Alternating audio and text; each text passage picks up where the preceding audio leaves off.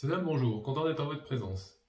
Aujourd'hui, je débute une série de vidéos sur un livre que je vais lire et commenter.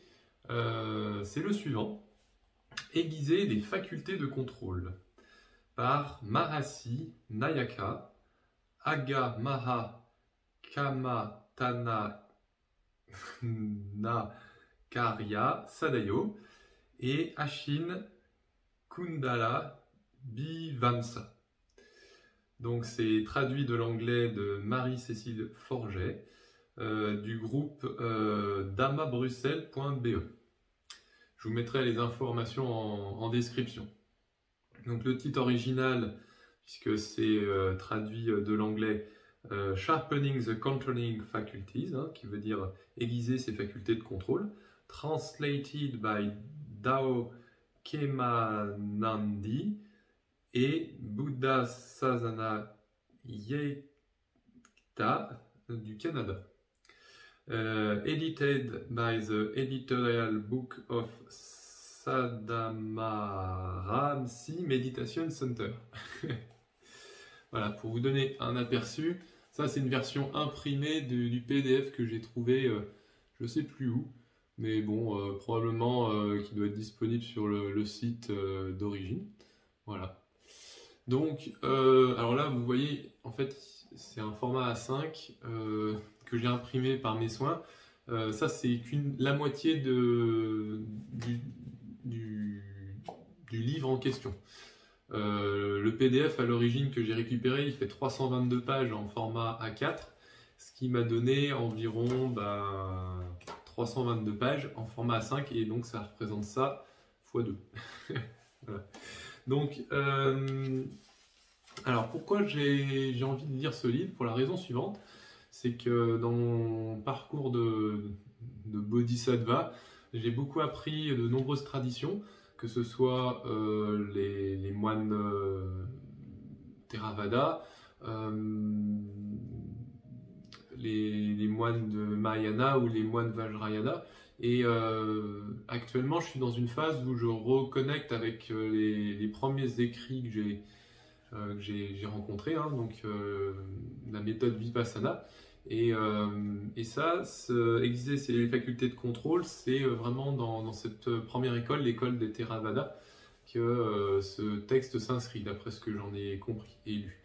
Donc, moi qui ai ce désir de renouer avec mes premières pratiques, puisque j'ai pratiqué Vipassana dans mes premières retraites, j'ai vraiment cœur de partager cet enseignement et puis de commenter ce que je comprends de celui-ci.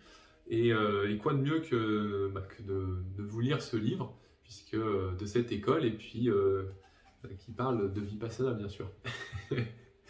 Voilà, donc voilà pour ce qui est de mon souhait. Mon autre souhait, c'est aussi que ceux qui ont besoin de connaître ce que c'est que la méditation Vipassana puissent, au travers de cette lecture, de mes commentaires, peut-être acquérir cette connaissance de ce qu'est Vipassana. Bien sûr, pour ce qui est de l'expérience, ça c'est au regard de celui qui veut bien s'y entraîner, que ce soit vous ou celui qui se sent touché dans cette série de vidéos pour suivre les méditations Vipassana et ses commentaires. Et donc voilà, je fais ce travail de dana, c'est-à-dire le don du dharma, qui est un des danas. Le dana, ce qui signifie en pali, ça veut dire le don. Voilà. Donc l'une des premières pages d'ailleurs de ce livre, on commence par Sabbadanam Dhamma Danam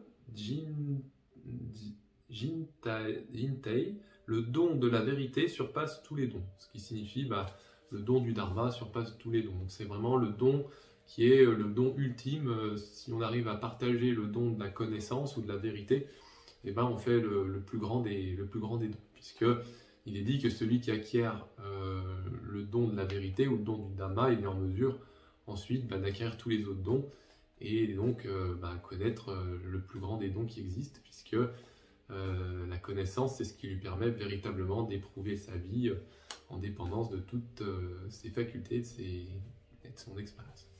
Voilà. Donc, aiguiser les facultés de contrôle, oui, c'est ça. Donc, c'est sponsorisé par le Dama Group de Bruxelles, hein, qu'on retrouve sur le nom de damabruxelles.be. Les informations seront en description, pour ce qui est éventuellement pour ceux qui souhaitent trouver le texte et puis se référer au site d'origine. Donc en fait, j'ai présenté vraiment ce livre sous forme de chapitres. Donc ce sera principalement à chaque chapitre, j'essaie de pas faire trop long dans chaque vidéo, je sais pas, du style peut-être 20-30 minutes, je sais pas trop dépasser, suivant comment je peux chapitrer le livre.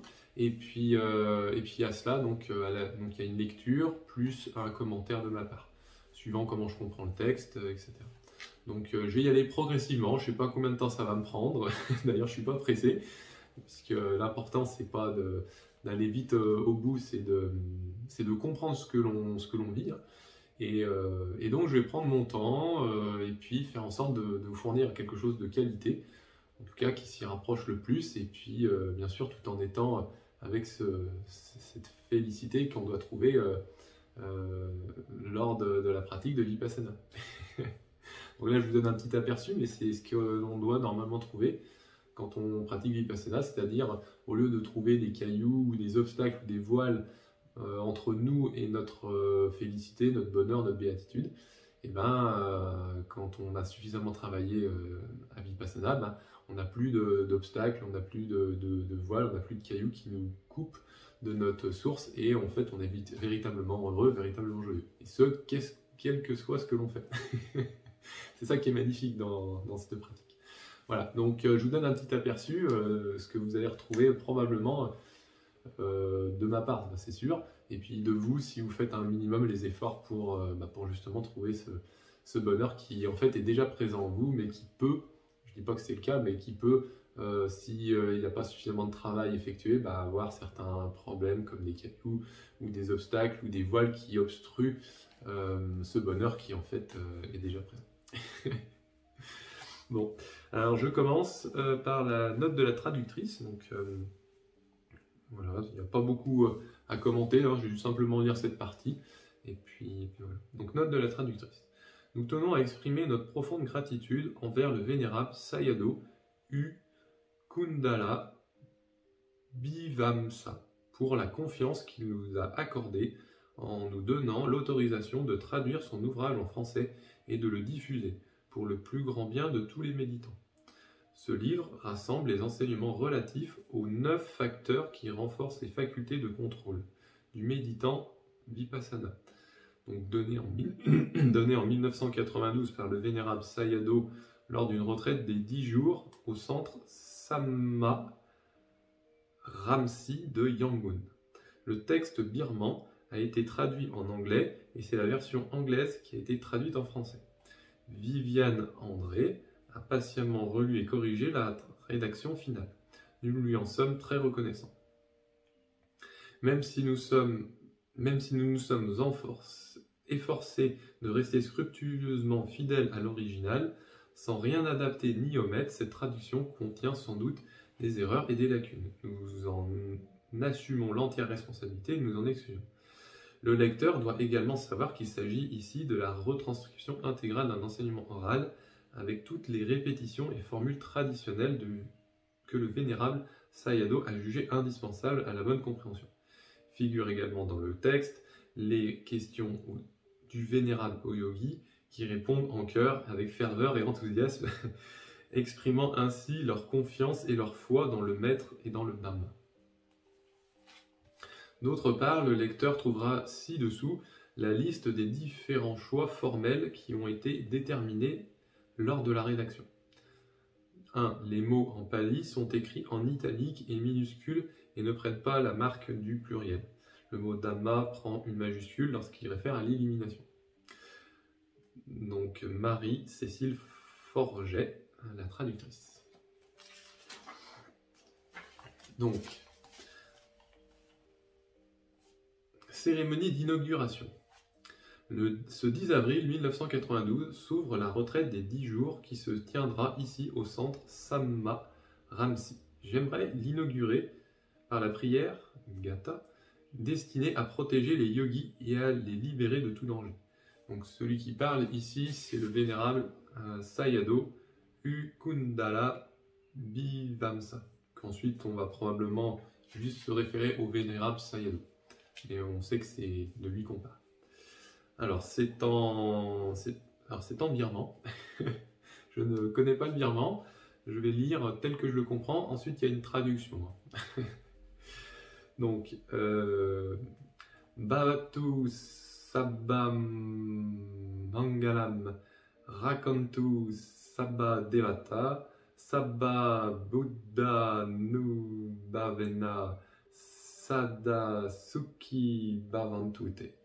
Bhavatu Sabba Mangalam Rankantu Sabba Devata Sabba Dhamma Nubhavena Sada Sukhi Bhavantute.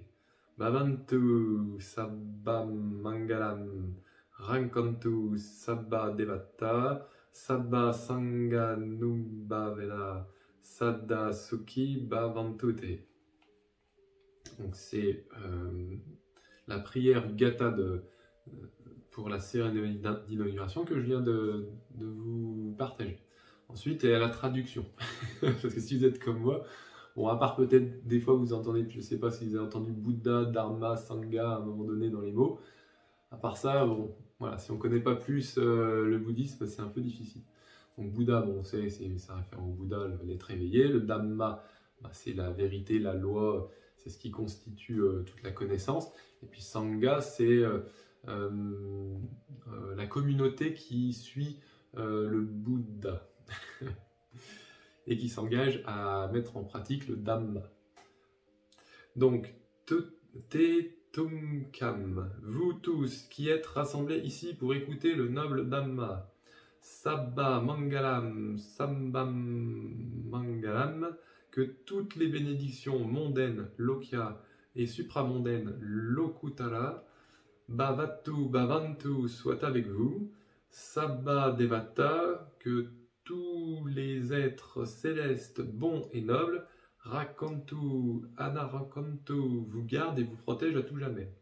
Sabba Buddha Nubhavena, par la puissance et le Metta, donc Metta en pali c'est l'amour, de tous les Bouddhas, donc les éveillés, qui sont apparus et dont le nombre dépasse les grains du sable du Gange.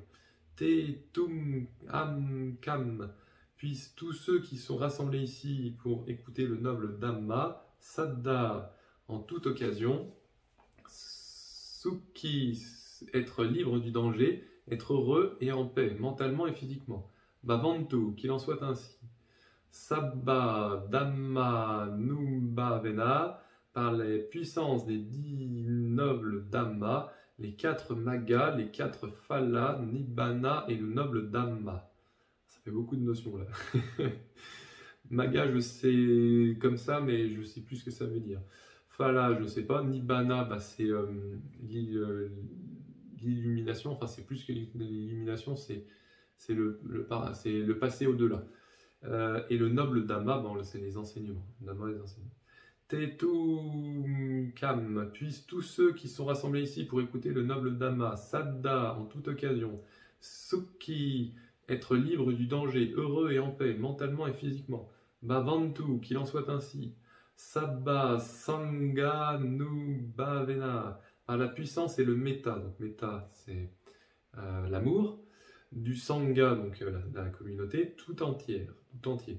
Les 4 pères d'Arya, les êtres nobles, ceux qui ont réalisé l'une ou l'autre des 4 Maggas, bon, bah, je sais pas, et les 4 Phala, pareil, ainsi que le noble Sammuti Sangha, le Sangha conventionnel. Donc il y a le Sangha, la communauté des moines, et puis il y a la communauté des laïcs. C'est pourquoi il y a 2 Sanghas, la Sangha prévoyère et la Sangha suivante. La Sangha et la Sammuti Sangha.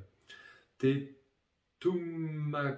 que tous ceux qui sont rassemblés ici pour écouter le noble Dhamma, Saddha, en toute occasion, Sukhi, soit libre du danger, heureux et en paix, mentalement et physiquement, Bhavantu, qu'il en soit ainsi, Sadhu, Sadhu, Sadhu, Sadhu, on le comprend comme étant une prière. Voilà. Donc, eh ben, là, ça fait peut-être 15 minutes pour une première vidéo. Alors, on vient de voir la présentation du livre. Quelle est l'intention que je mène à lire ce livre, hein. Donc, je le rappelle, hein, c'est partager le Dharma et puis, oui, aider les gens qui veulent apprendre Vipassana à connaître un peu mieux Vipassana au travers de cette lecture de ce livre et puis des commentaires que je vais en faire. On a vu ce que la traductrice nous a donné comme information, donc c'est simple, c'est que c'est lors d'une retraite de 10 jours qu'un grand vénérable, donc Sayadaw, alors je crois qu'apparemment c'est un birman, hein, de ce que j'ai compris, qui enseigne ses disciples au cours d'une retraite des 10 jours, donc c'est probablement une retraite des 10 jours traditionnelle de Vipassana, hein. Il faut savoir qu'une retraite traditionnelle Vipassana, c'est une retraite de 10 jours.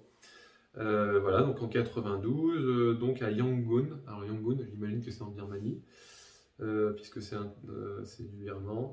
Bon. Voilà, et puis j'ai lu aussi la cérémonie d'inauguration, donc le gatha d'ouverture, hein, qui signifie qu'on est ici rassemblés pour faire de notre mieux et puis avoir le moins d'obstacles possible pour arriver justement à notre but.